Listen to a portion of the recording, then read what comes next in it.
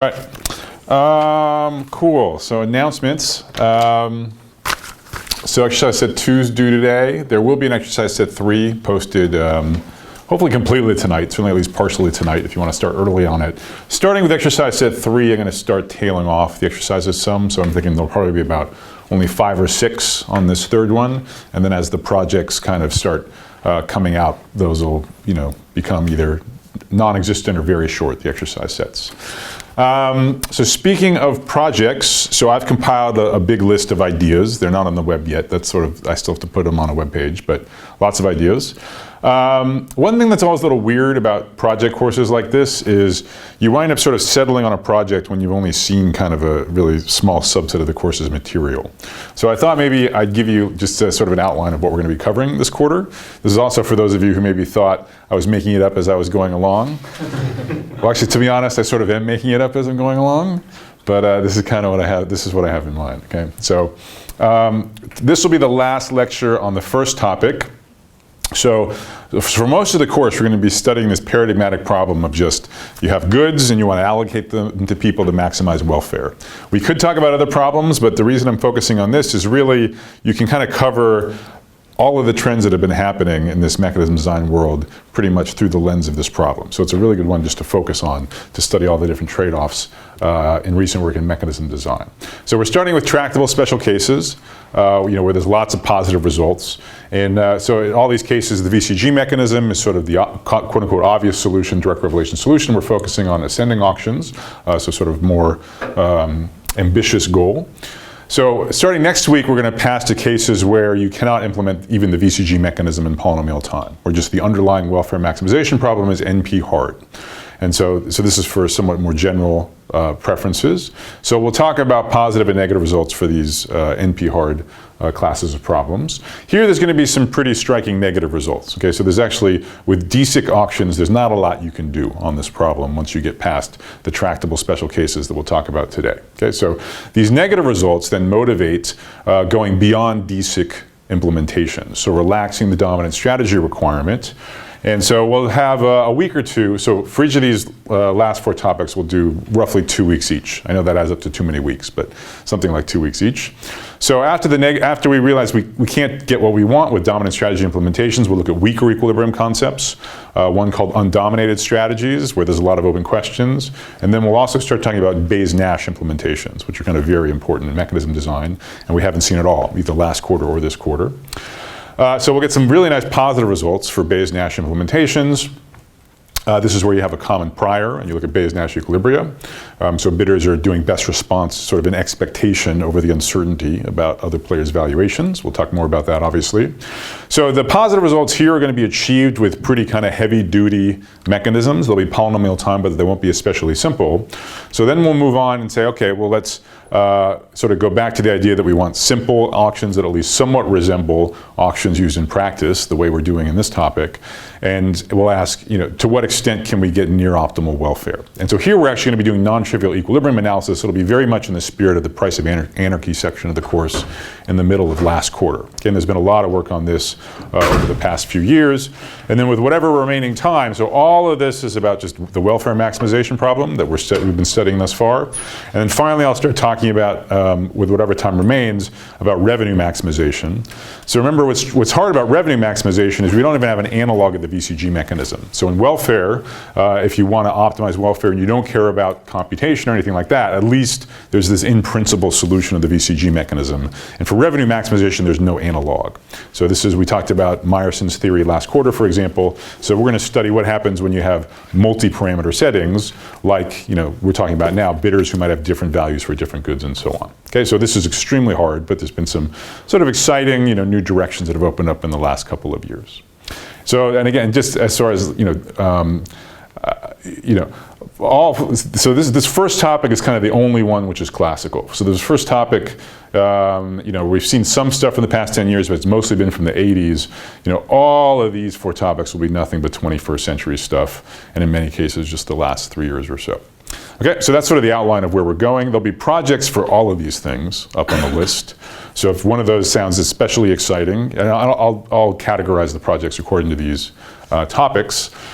And the other thing I'd say is, one real benefit about the class being so relatively small is it's actually realistic for me to, be helpful with the projects more than, say, last quarter, when there was 50 people.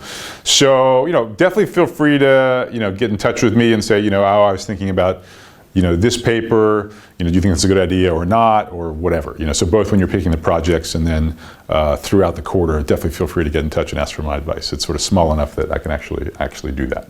Probably I'll schedule check-in meetings with people in week 7 or 8 or something like that.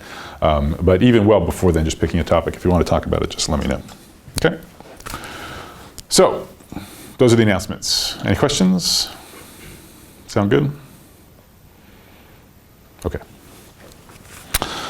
Alrighty, so far what we've done is we've looked at 4 tractable special cases. The first 2 were sort of really trivial. The identical goods unit demand case, which you just saw with an English auction, and then the additive case, which you saw with parallel English auctions. We've done 2 not so trivial special cases, although with very satisfying positive results. So we had the non-identical goods and unit demand bidders. So that's where we used the Crawford-Noer auction to give an epic auction, surplus maximizing. And then we also saw for identical goods and downward sloping valuations, we had Ozabaw's clinching auction, which also gave us everything that we want. And those last 2, if you think about it, those last 2, positive solutions that were non-trivial, they didn't really look that much like each other, I don't think. The unit demand non-identical case and then the identical downward sloping case. I mean, clearly, at a high level, we approach it in the same way, but if you look at the actual solutions, they don't feel like sort of minor variations on the same thing.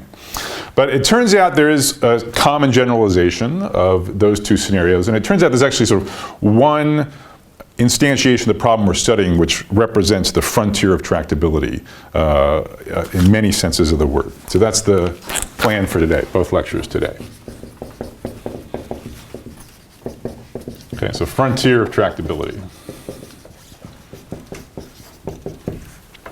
So they're going to be something called gross substitutes valuations, and it's sort of amazing how many different properties, basically hold all the way out to gross substitutes and then fail beyond it. And we'll see 2 or 3 of those topics today. There's many more that I won't have time to discuss. So here's the plan for the next, 30 minutes or so. So what I want to do is I want to start with the Crawford-Noer auction. So this was the unit demand non-identical goods auction that we talked about last week. And I want to look at a natural generalization of that auction to where bidders might want more than one good at once. And then we're going to ask, when might that auction have a chance of working well? And that question will naturally motivate the definition of these gross substitutes valuations. Okay, so we're going to talk about a concrete auction that'll motivate this definition. And then we'll see that actually this definition, rather than just being relevant for this one auction, is actually a fundamental concept. And we'll start talking about its other properties. All right, so the general setup, which again will certainly be, encompasses all the cases we've seen thus far. So the goods should be in general non-identical. So as usual, M of them.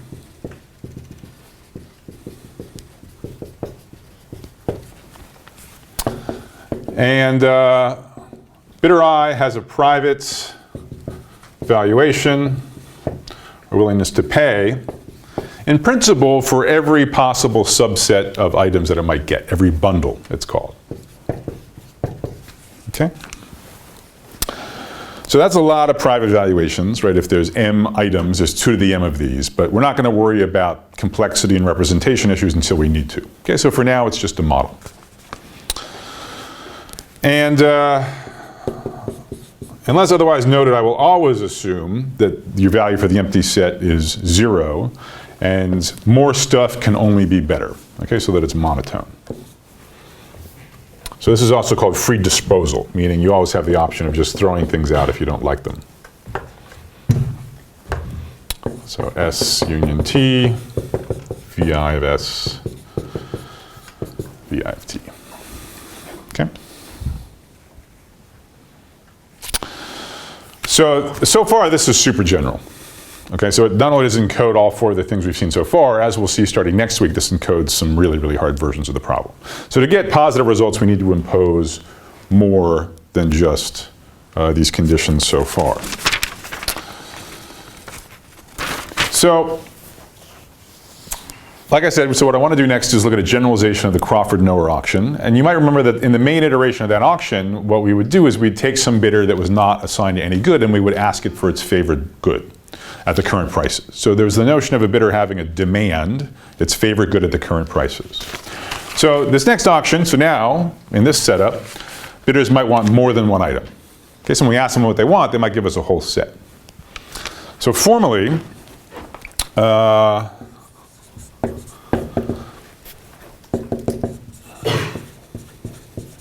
this is just, we've seen this concept many times. So I's demand at prices Q, which I'll denote by di of Q. Q here is a vector indexed by the items. So this is just the set of favorite bundles at the prices Q. Okay? Where by favorite I just mean you look at your value for that set minus what you have to pay. Okay, and obviously you just sum up the prices on all of the items in the bundle. Okay, so sum over J and S of PJ.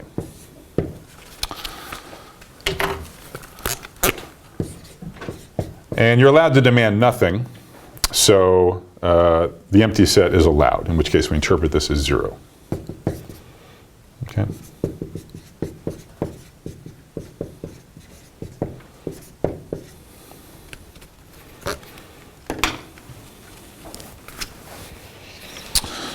All right, so here's the generalization of the auction.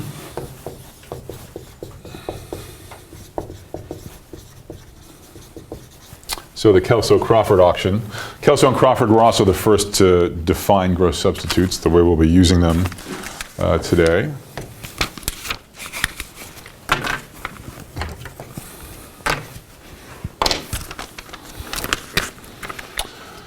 So prices are going to start at 0 and they'll only go up. And then we're also going to keep track of the items currently assigned to a given bidder. Okay? So that's initially nothing.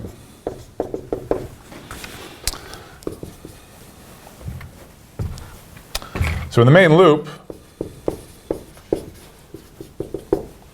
we're going to ask bidders what they want at the current prices. Although there is one thing we're going to enforce. So you may recall that a key property in our analysis of the Crawford-Noer auction was that as soon as you bid on an item, you get that item, and then you still have that item until someone outbids you. So you can't just at some point drop it and withdraw your bid and relinquish the item. Okay, so that was a property in the Crawford-Noer auction. So, put differently, from an items perspective, as soon as you're bid on and you have somebody that you're matched to, forevermore you're going to be matched to somebody. Just the sequence of bidders who outbid each other on this item. Okay, so that's going to be an important property. We're going to retain it. So when I say I ask bidders for what they want, I more say, given the items you already have at the prices you're already paying for them, what would you like to also bid on in addition? Okay, so that's what we ask every bidder in the main loop.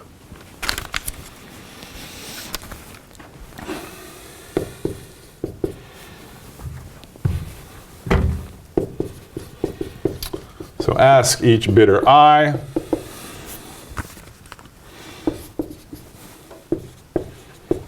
for a set in. So it's going to be like this definition, except it's given that you already have S sub I and you're not allowed to drop them. Okay. So in argmax of all the goods that you don't already own of this same thing.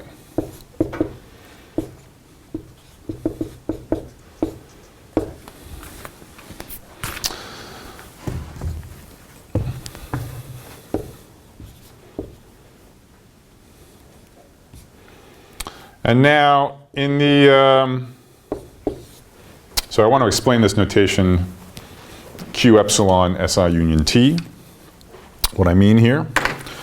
So you might recall that in the Crawford-Noer auction, whenever this happened, it was always the case that the bidder currently had nothing, had the empty set, and they're only going to be bidding on one extra item because of their unit demand. And we asked them to think about, even though the current prices were Q, we said, well, when you tell us what you want, think of the prices as being a Q plus epsilon. Okay, so we're going to do the same thing here. Now, for the items that it already has, the prices are not going to change. But for the items it's newly bidding on, we're going to say think of those prices as being Q plus epsilon, because once you take them away from the other people, we're going to increment those prices, and they really will be Q plus epsilon. Okay? So this is just your value. So again, you already have S sub I. You can supplement it with more goods if you want. You're looking at the value minus the price, and what are the prices. So this is just for everything you've already got. You just pay the current price, Q of J. But then anything that you're going to newly acquire, think of the price as Q of J plus epsilon. Okay?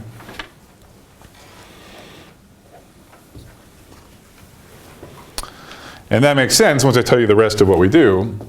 So first of all, if nobody wants any more stuff, then we just halt with the current allocation. That is, everybody gets their set S sub I of items, and prices, meaning everybody plays Q of J for each of the items J in their bundles.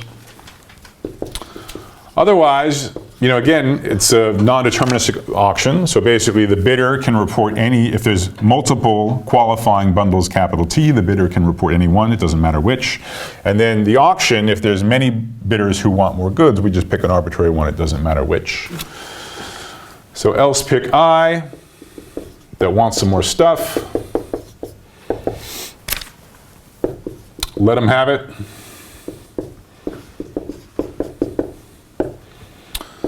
So that means, of course, we're taking it away from other people. So if you were a previous owner of these items in TI, then you're going to lose them. And then these are all being outbid, so we increment the price on everything that was taken away.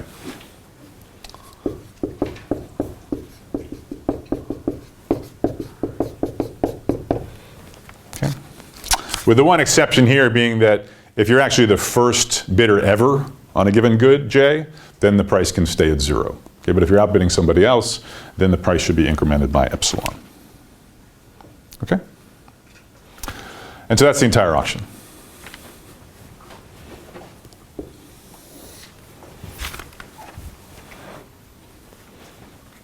If the bidders are unit demand, this instantiates to exactly the Crawford-Noard auction.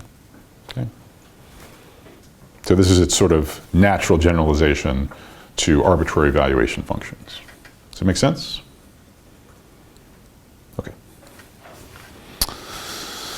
All right, so quick example.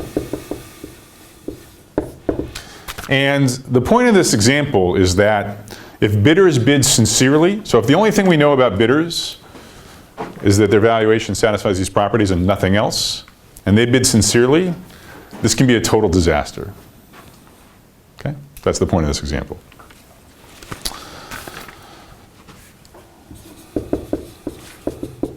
So suppose there's two goods. And the first bidder is going to be of a type we haven't really talked about, although it's very simple. So the first bidder is all or nothing, okay? Also called single-minded. So either it wants both goods or none. So its value, let's say, is 3 if it gets both goods, and otherwise it's 0. Okay? Bidder 2 is unit demand. So its value is 2 for any non-empty set. Okay, it just wants one item. Okay, it doesn't care which one. So it's unit demand and also with the same value for both. Okay? That's it. Two bidders, two goods. So think about these bidders and stare at that auction and think for a second about what's going to happen if they bid sincerely. It's actually kind of interesting what happens.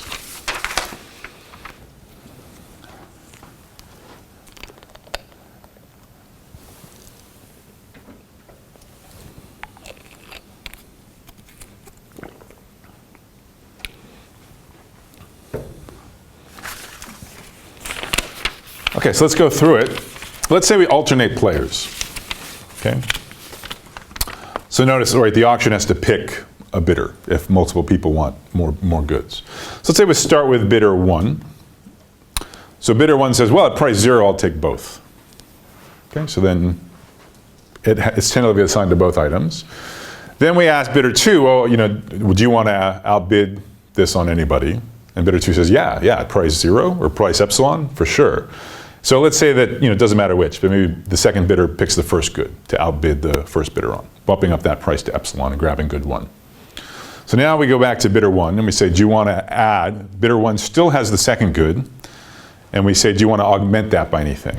And they say, yeah, the second good by itself is not worth anything to me, but both goods has value 3, and the prices currently are epsilon and 0. So the first bidder then grabs that first good back from the second bidder, which bumps up its price to 2 epsilon. Okay, so then we go back to the second bidder. So now it's going to grab the second good, bumping up the price to epsilon. The first bidder will grab that second good back from the second bidder, bumping up the price to 2 epsilon. And so this will continue for a while. Okay, so the second bidder will keep grabbing one good, that's all it wants. The first bidder really wants both, it's going to keep grabbing it back. Okay, so the prices of the two goods will just increment 2 epsilon, 4 epsilon, 4 epsilon, 6 epsilon, 6 epsilon. Now, something interesting happens once both of those goods start having price 3/2. Okay? So once both goods hit a price of 3/2, now all of a sudden bidder 1 would prefer to have nothing. But importantly in this auction, you cannot relinquish items. You only lose an item when you're outbid by someone else. Okay? So let's say that at price 3/2, the first bidder has both. Okay, and has utility 0. Well, the second bidder, remember, its value is 2 for a good, so it is not deterred from a price of 3/2. So the second bidder is going to go ahead and grab, say, the first good, bumping up its price to 3/2 plus epsilon. Okay? And now the first bidder is pretty bummed out. Right? So the first bidder says, well, look, I'm stuck holding item number 2 at a price of 3/2. I have value 0 for it. I could get good 1 back, but then I'm paying 3 plus 2 epsilon for something I value at 3. But actually, if you just literally run this auction, I mean, that is the better option for bidder 1. It would rather have utility minus 2 epsilon than utility minus 3/2. So it's going to go ahead and grab it back even though it's negative utility. So eventually, both the prices will go up to 2, and at that point, bidder 2 will say, I give up. Okay, so bidder 1 will end up with both goods, but it'll pay 4 for a utility of negative 1. Okay?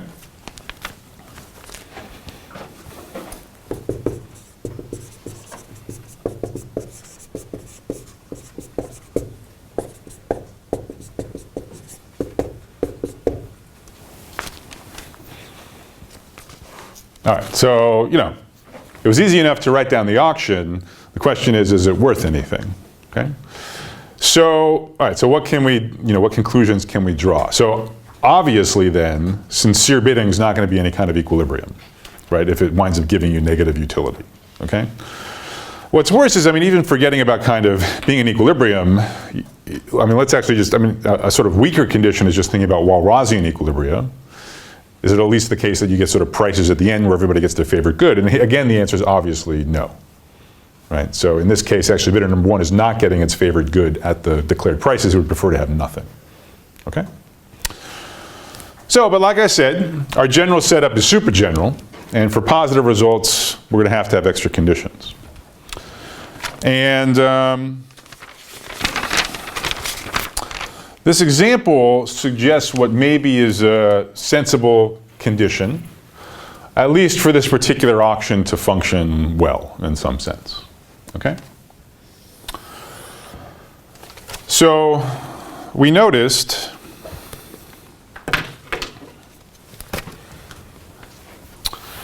that there was a point. How's the blue on the screen? Is it reasonable? Yeah, looks good. All right. So one red flag was when this Kelso-Crawford auction got to a point that a bidder actually would prefer to relinquish a good. Okay, so the auction doesn't let you do that. So if a bidder wants to do that and the auction doesn't let it, it kind of just feels like that's, a deal breaker for any kind of incentive guarantees. So we can first ask the question, okay, when is it going to be the case at least that in this Kelso-Crawford auction, bidders are perfectly happy to not relinquish the good that they've got. And for motivation, remember in the unit demand case, in the Crawford-Noer auction, that was in fact the case. That was part of our proof that it terminates at a Walrasian equilibrium, right? So if you only want one thing and you grab it and you still have it later, well, that price has stayed the same and the other prices have only gone up. So you're still very happy to have it. Okay, so it's not like you're going to fast forward in time and all of a sudden the unit demand bidder wants to relinquish its good. Okay, that never happens. So that seems to be sort of an important distinction between the unit demand case and the general case. So let's try to think, are there conditions more general than unit demand where it's still going to be true that at no point in this auction will someone want to relinquish a good that they won previously? Okay? So the formal definition of a gross substitute valuation is just exactly that. It literally just says in an ascending auction, and really in the Kelso-Crawford ascending auction, if you find yourself holding some goods at the price that you originally bid for them, it's the case that you still want them. Okay? That's the gross substitutes condition.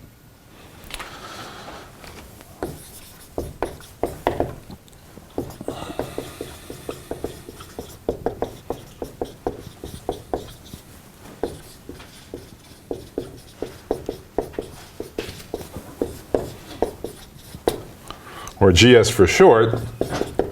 So formally, we talk about two price vectors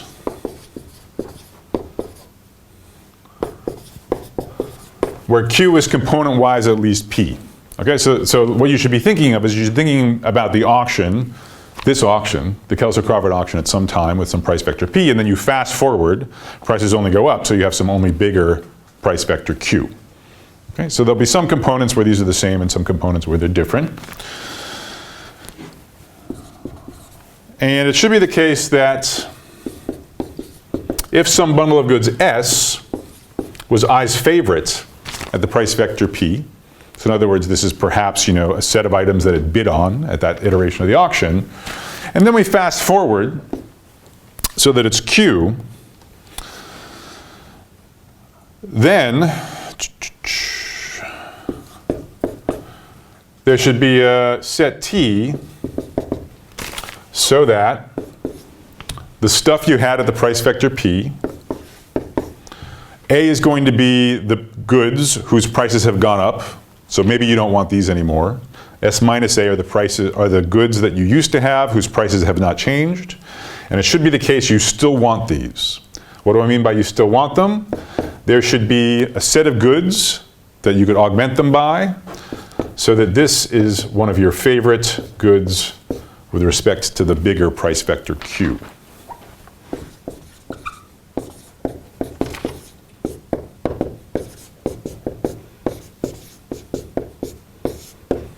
Okay? So once again, think about earlier time and a later time, with the prices of the earlier time being P, and then at a later time the prices have ascended and they become Q. On some goods, the prices have gone up strictly. That's what I'm calling capital A. Okay, so anything not in A, the price is exactly the same as it was before. So what this says is that if you wanted all of the goods of S at the first period of time with prices P, and only the prices on the goods of A have gone up, okay, so the ones in S minus A have not gone up, you still want these goods in the sense that you have a favorite bundle which includes all of those items that you held previously. Okay, so that's what it means to say you still want the goods that you bought earlier, given that the prices are the same. Okay. All right, so I'll give you, what we're going to do next is talk about non-examples and examples of this definition. But any help required just sort of parsing this? And again, in my opinion, the right way to sort of think of this the first time you see it is it's really just sort of exactly the condition under which it seems like Kelso-Crawford might work. Okay? Because again, what happens in Kelso-Crawford, so in unit demand it was simpler, right? You've got a good, then you don't have a good. Then you have a good again, then you don't have a good, and so on. So that's pretty simple, it's binary. Kelso-Crawford, right, in general you might get 10 goods, and then at some iteration, 3 of them get taken away from you, next iteration 2 more get taken away for you, and so on. Okay, so your set keeps eroding. And so this is just saying, whatever you have left, okay, whatever your partial bundle from before is, you're quite happy to just extend it, and you don't want to relinquish any of those goods. Okay? All right, so I think it's easiest to see a non-example. So this bidder here is a non-example.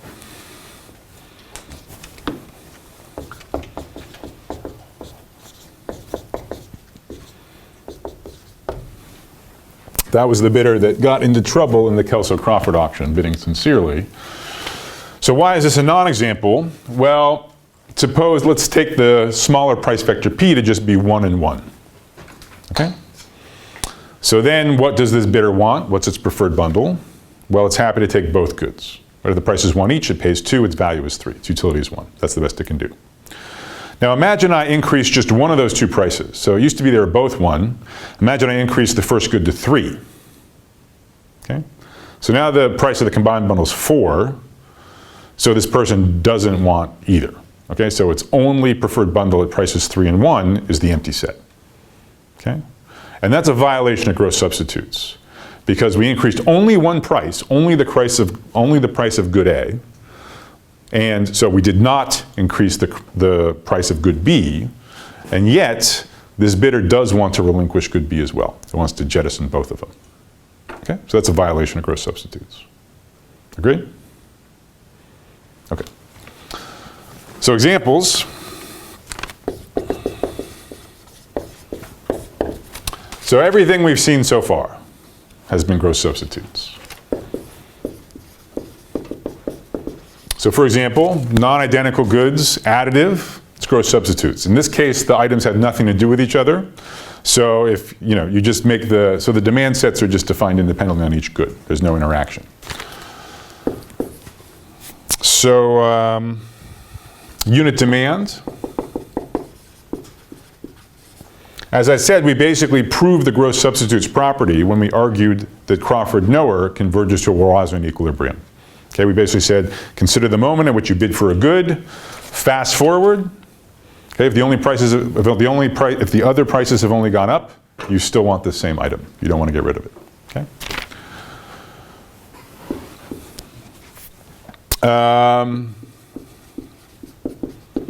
So the multi-unit auction with downward sloping valuations in this language corresponds to a symmetric set function, meaning the value meaning your valuation depends only on the number of goods that you get, not on their identities. That means the goods look identical to you. And the downward sloping just means that your marginal value for each extra good is only going down as you get more and more goods. That again is gross substitutes. Intuitively, if I take goods away from you, it sort of makes the goods that you still have only more valuable. Okay, so you sort of only still want them. Okay? I'll leave it for you to think that through. But so in any case, gross substitutes does unify the last two scenarios we talked about, scenarios 3 and 4. It's a common generalization. And there's other stuff that we won't talk about explicitly, but that it covers. So for example, K-unit demand is a generalization of unit demand. So unit demand basically says if you give me a bunch of items, I'm going to throw away all of them except my favorite. So K-unit demand says give me a bunch, I'll throw away all but my K favorite. So formally you would say for a general bundle S, you would just take the best subset of size of most K. And let's say you would sum them. Okay, so the input is the same as in the unit demand case, a Vij for each j. And then you just assemble the smartest subset of k goods amongst what you're given, which obviously is just the top k.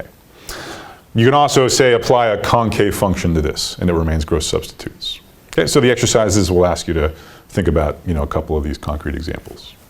All right.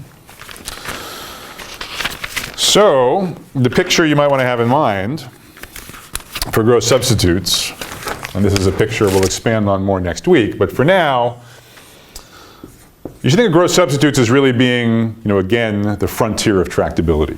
So it contains unit demand with non-identical goods. It contains, say, additive, again with non-identical goods. and multi-unit as well, multi-unit downward sloping.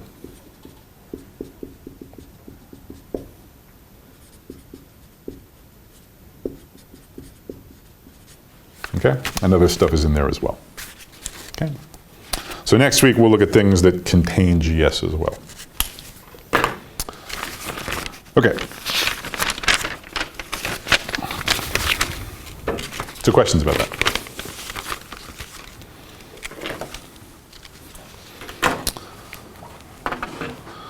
All right, so what I want to prove next is I want to make good on this promise that it seemed like the gross substitutes condition is what is sort of needed for the Kelso-Crawford auction to function properly. Okay, so we're going to take the functioning property as meaning converges to a Walrasian equilibrium, and that's what we're going to prove. Gross substitutes is sufficient for this to converge to a Walrasian equilibrium.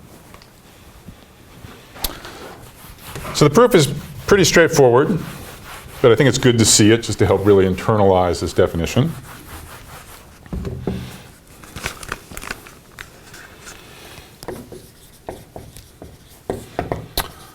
So the theorem assume that all valuations are gross substitutes and assume sincere bidding,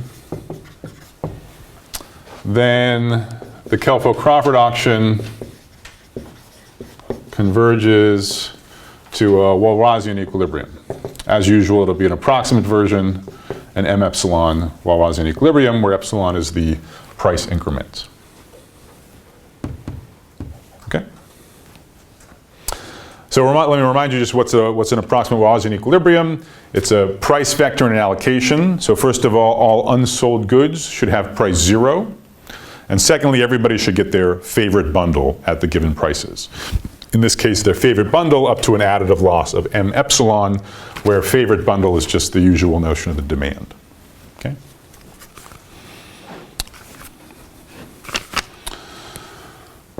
All right, so proof. So we really design the rules of the auction explicitly so that the only way that a good will be unsold is for the price to be 0. And this is exactly what disallowing people to withdraw bids gets us. Okay, so the only way an item can have no winner is if it never had a bidder, and then of course its price was never incremented. Okay? So that's fine. So that doesn't actually use the gross substitutes property. All right, so here's the role of gross substitutes in this context. So let's argue the following invariant. This will be true at every bidder at every moment in time in the auction. And again, remember what's a little bit tricky is, from a bidder's perspective, when it's your opportunity to go, okay, to bid, you grab some set of goods that you want. Okay, and you're happy after that iteration. But then everyone else takes their turn, okay, and they rip parts of your bundle away from you. So this invariant has to speak about whatever sort of piece of the bundle that you last bid on remains. So for all I, so for every bidder, the claim is that the items you have right now, S sub I, are contained in some bundle that you want at the current prices. So in a set of di q epsilon. And so here, the definition of q epsilon is as before. If you already own it, then it's just the current price, and for anything you don't own, we think of it as being bumped up by epsilon.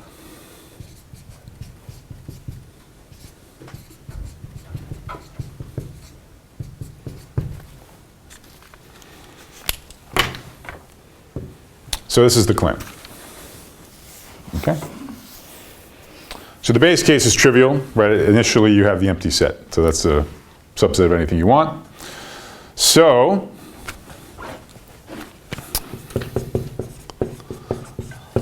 consider an iteration of this auction. Well, if it was just your turn, okay?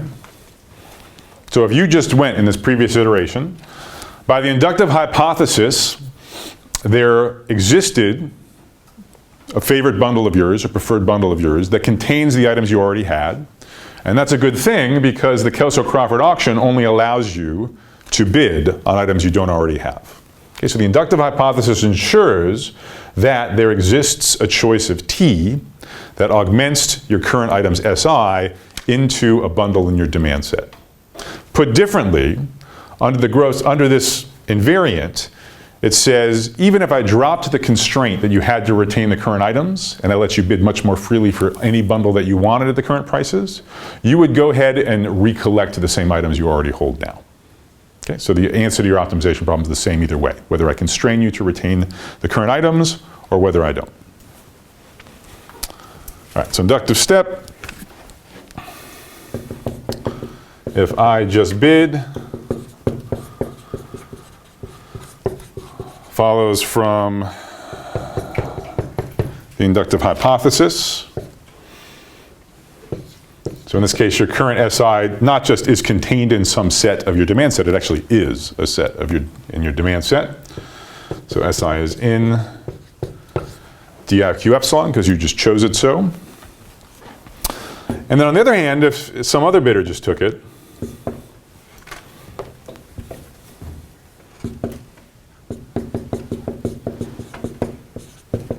then this follows by gross substitutes. Okay? So why does it follow from gross substitutes? Well, you just consider, the last time you bid on something, it was in your demand. It was a preferred bundle at those prices. What has happened since? People have taken some items away from you. Every time an item is taken away from you, the price has gone up. Okay, so for the current price vector, anything you've lost has a higher price than before. Gross substitutes insists on nothing on items whose prices have increased. Okay? And gross substitute says the stuff that hasn't increased, you still want. And if you're still the holder of these things you bid on, that means you're the most recent bidder and the price hasn't changed. Price only goes up when you're outbid. Okay? So that's that. So for all bidders at all moments in time in the Kelso-Crawford auction, whatever you've got is a subset of what you really want. Okay? And from this, we're done. Okay, so why? So at termination,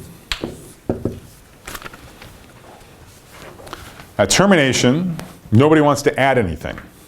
Okay, so that means not merely are you a subset of something you really want, you have exactly what you want at the current prices. Well, at least current prices modulo these epsilons. Right? So the invariant says, if you think of goods you don't have as being epsilon more expensive than they really are, then in fact you have your favorite bundle. Now in fact, those other goods aren't epsilon more expensive, so their real prices are epsilon less. There's a most m goods, so you're off by a most m epsilon with respect to the final prices q with any other competing bundle. Okay. So at termination, SI is the preferred bundle at prices q epsilon for all I. So this implies that you're in m epsilon Walrasian equilibrium.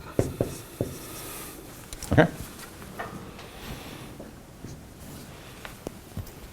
So this is one of those proofs which really is just sort of meant to verify that you got the definition correct. Right? I mean, we came up with the definition exactly so that this proof would work the way that it did. Right? So any questions about that?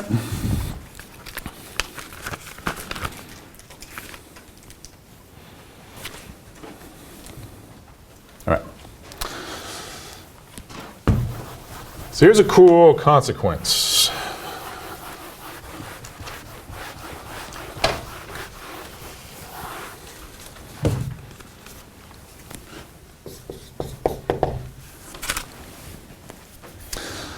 So this was all done generically in epsilon. We can take epsilon as small as we want. Okay? So letting epsilon go to 0, we no longer get an approximate Walrasian equilibrium, we get an exact one. So this, in particular, gives a constructive proof that when all valuations satisfy the gross substitutes condition, there exists a Walrasian equilibrium. Okay? A set of prices so that the market clears. Everything gets sold, and everybody gets their favorite bundle. Okay?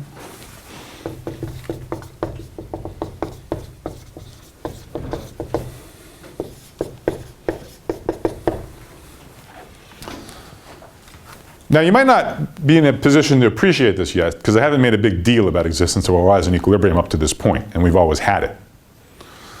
But in fact, without the gross substitutes condition, in general, you don't have any Walrasian equilibria.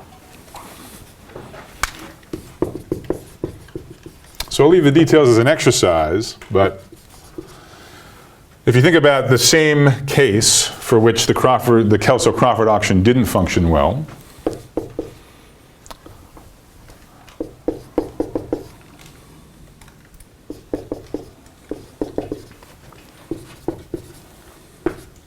so when you have one single-minded bidder and one unit demand bidder,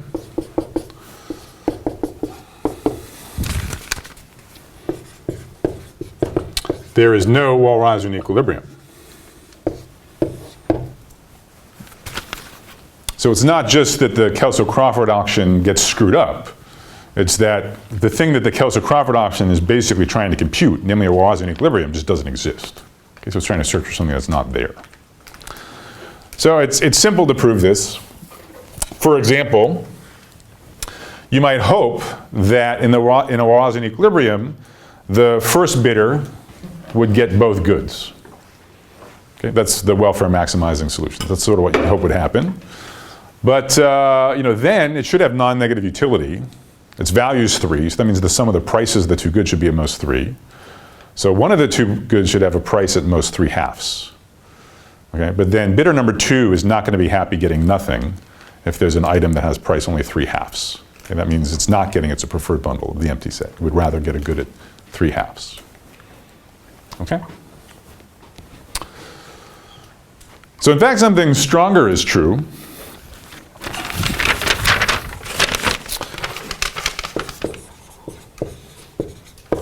So if at some point we do a bonus lecture on this stuff, this is something I might prove then, but I'm not going to prove it now. This is not that easy. So unfortunately, so gross substitutes usually abbreviate by GS. Turns out 2 of the sort of most relevant papers on gross substitutes are by 2 guys named Gould and Sticchetti, GS. So there's these papers by GS on GS, and it gets very confusing. Anyways, in one of their papers, they proved the following very cool theorem, which says that actually, so we define gross substitutes as being kind of the limit at which we expect this one particular auction to work, Kelso-Crawford to work, okay? But that doesn't feel like a very fundamental definition, okay? It was just particular to this one auction. But in fact, gross substitutes are in some sense the natural limit at which Walrasian equilibria are guaranteed to exist. And that starts sounding much more fundamental. Right? Walrasian equilibria are a basic concept. It's basically the notion of a clearing market with indivisible goods. And we now see that sometimes you have them and sometimes you don't. When do you have them? Well, basically you have them in the gross substitutes case and not, generally speaking, beyond. Formally, this is the statement. So consider any valuation which is not gross substitutes. Then I can find you a situation involving VI where there's no Walrasian equilibrium. Okay, precisely, then there exists unit demand. And remember, unit demand is just a special case of gross substitutes.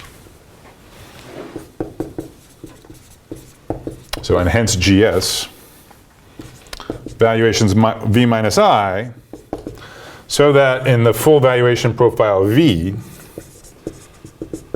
there's no Walrasian equilibrium. Okay?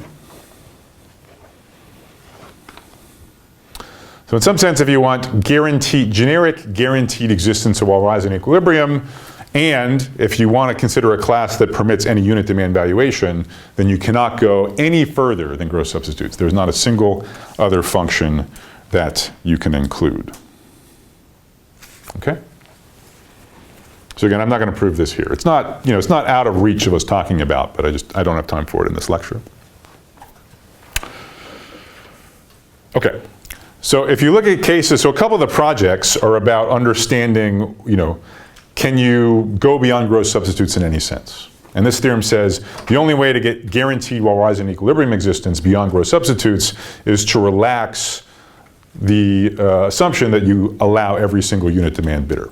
And so perhaps surprisingly, there's actually a couple ways you can go beyond gross substitutes. So those will be a couple of the projects. All right.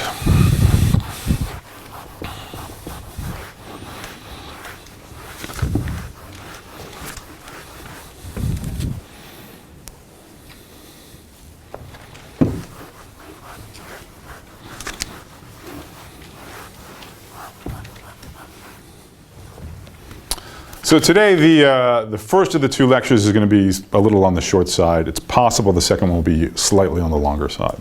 Although possibly not, we'll see. Maybe we can just finish early. So let me conclude this first lecture just with a couple statements about incentives, okay? So a question you'd be right to ask is, why do we care about Walrasian equilibrium? Okay, what good are they in this context? Now, on the one hand, when we talked about unit demand bidders, they were totally crucial. Okay, we were trying to have an incentive-compatible auction.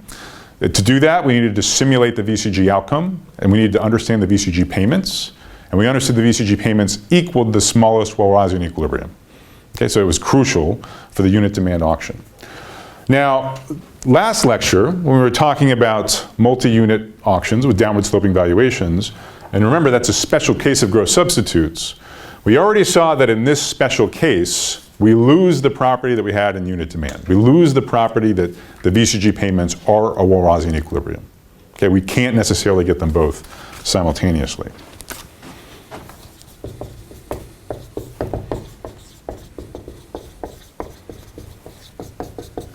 So even in a special case of GS,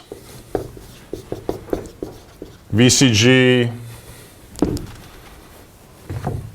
does not correspond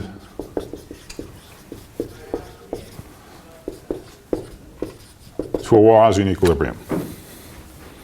Okay, so certainly that's not going to be true here. Okay, and we gave just a very simple explicit example last week that shows this.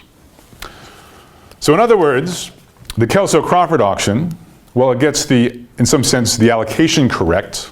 Okay, the allocation is up to epsilon welfare maximizing. The same allocation is in the VCG mechanism. It gets the payments incorrect. Okay? And that's a problem.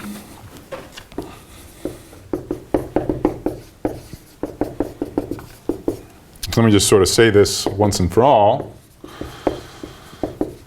So the only way you're going to get an ascending auction, which is both ex post incentive compatible and welfare maximizing, is if sincere bidding gives you the VCG outcome. Where by outcome I mean not just the allocation, but also the payments. And the reason is twofold. One we've already discussed, which is the revelation principle, which is an epic auction. If you apply the revelation principle, it gives you a dominant strategy incentive compatible direct revelation mechanism. Okay, so that's the first thing, with exactly the same allocation rule, exactly the same payment rule. The second thing is once you just think about dominant strategy mechanisms, the allocation rule uniquely defines the payment rule up to a constant. That's something we proved last quarter for single parameter problems. It's also true here. I'm not going to spend time in class doing it. I'll give you one reference to the AGT book. It's not that hard. I mean, it would take me maybe 15 minutes. I just want to spend that time in other ways. So you can either see the AGT book, section 9.5.5, or at some point I'll add some notes to the revelation principle discussion back in lecture 1. Okay, but it's true and it's not hard to prove. So if you have two different dominant strategy mechanisms, both of which with the same allocation rule, in this case the welfare maximizing allocation rule, they have to, and let's say losers always pay 0, so they're normalized to be the same, the payment rule has to be exactly the same. You can't have different efficient mechanisms with different payment rules. So that backing out, going to ascending auctions, you cannot have an ascending auction that gives you a payment rule other than the VCG one. It's essential that you simulate VCG payments to get what we want, to get the epic auctions. Okay? So in particular, that means that it's not good enough to just run Kelso-Crawford. Okay, it would not give us a epic mechanism. We'd have to get the payments right as well. Okay. So in fact, I'm not actually going to have time today to talk about incentives. I'll give you a brief comment about it next week. So instead what we're going to do after the break is we're going to discuss a second sense in which gross substitutes is the frontier of tractability. And so remember, in all of these cases, we've wanted just the sanity check of asking, when can we at least get VCG to run in polynomial time? Okay? And so it turns out, in addition to Walrasian equilibria and their existence, in a totally different tack, computation, efficient computation of the VCG mechanism also gross substitutes as the frontier of when we can do it and when we can't. Okay? So let's wrap up the first lecture there and resume in sort of 10 minutes sharp.